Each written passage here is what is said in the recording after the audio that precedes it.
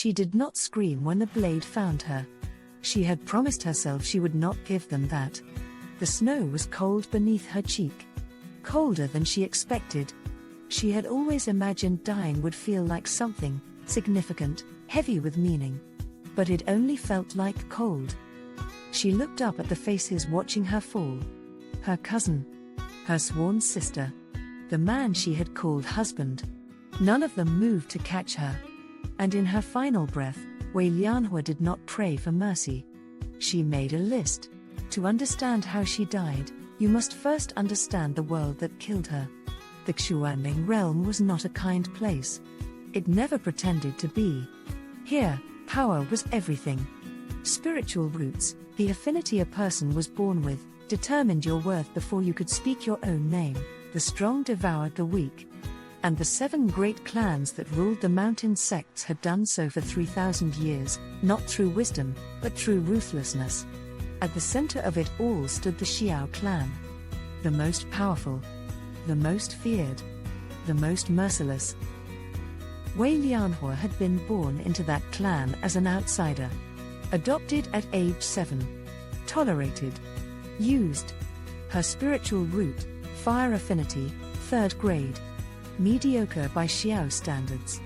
Enough to be kept. Not enough to be respected. For 22 years, she had survived by being invisible. By being useful. By loving people who saw her as a stepping stone and nothing more. It took time to understand just how foolish she had been.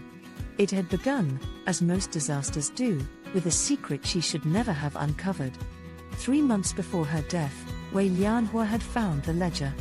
Hidden beneath the floorboards of her husband's private study, a detailed record of bribes, poisons purchased under false names, and the systematic destruction of every cultivation family that had dared stand against the Xiao clan in the past decade. Including her own birth family. The one she had been taken from as a child and told had chosen to abandon her. They had not abandoned her. They had been destroyed, to get to her. Her husband, Xiao Yuchen, had not even raised his voice when she confronted him. That was the thing she remembered most. How calm he was. How entirely unsurprised. As though he had always known this moment would come. As though he had planned it from the very beginning. Her cousin Xiao Mei stood beside him. The girl she had taught to read.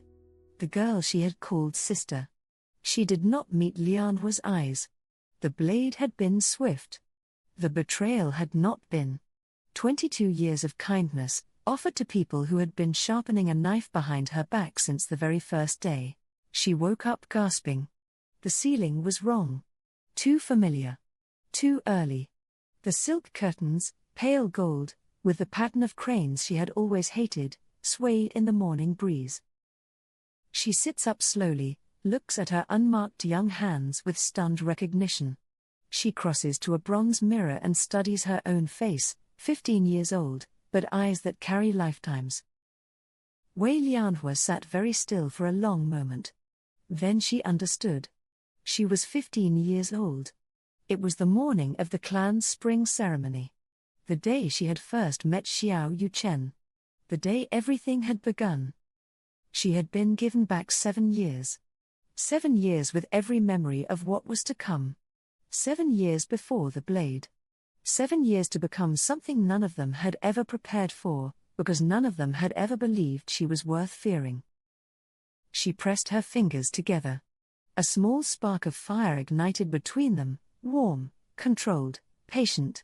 She looked at her reflection in the bronze mirror and smiled. Not the soft, careful smile she had worn for 22 years to seem unthreatening. The other one. The one she had never let anyone see. In her previous life, Wei Lianhua had walked into the spring ceremony with her head down. Grateful to be included. Careful not to be noticed. Performing the quiet, invisible role that had kept her alive for years and earned her nothing but a blade in the snow. She did not walk in that way today.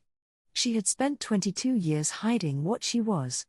Keeping her fire banked, kept small, kept safe, because she had learned early that the Xiao clan destroyed things that threatened them, and she had been afraid. She was not afraid anymore. When her hand touched the spirit stone, she did not simply test her root. She reached into every year of cultivation she had done in a future that no longer existed. Into the fire that had always burned hotter than anyone suspected. Into the power she had spent a lifetime pretending she did not have. The stone cracked. Then it shattered with light. First-grade fire root. Heavenly affinity. The kind of talent that only appeared once in a generation, the kind that clans went to war over. The hall was absolutely silent. Then it was anything but. Wei Lianhua removed her hand from the glowing ruins of the spirit stone, turned to face the room full of people who had spent years overlooking her, and said nothing at all. She didn't need to. Across the great hall, she felt a gaze find her like the edge of a blade. She already knew whose it was without looking. Xiao Yuchen. 17 years old. Already the most dangerous person in any room he entered, and already watching her with the particular attention of someone who has just discovered a variable they did not account for. In her last life, that gaze had made her heart flutter. She had mistaken his interest for affection. His strategy for love. His possession for protection. She turned and looked at him directly. He was surprised. She could see it, the flicker of recalculation behind those still, beautiful, calculating eyes. The old Wei Lianhua would never have held his gaze. Would have looked away, blushed, been grateful for his attention. This Wei Lianhua held it until he was the one who looked away first. She had spent her entire first life being something men like Xiao Yuchen underestimated. She had died for it. This time, she intended to make him afraid of her instead. She had a list, after all. And his name was at the top.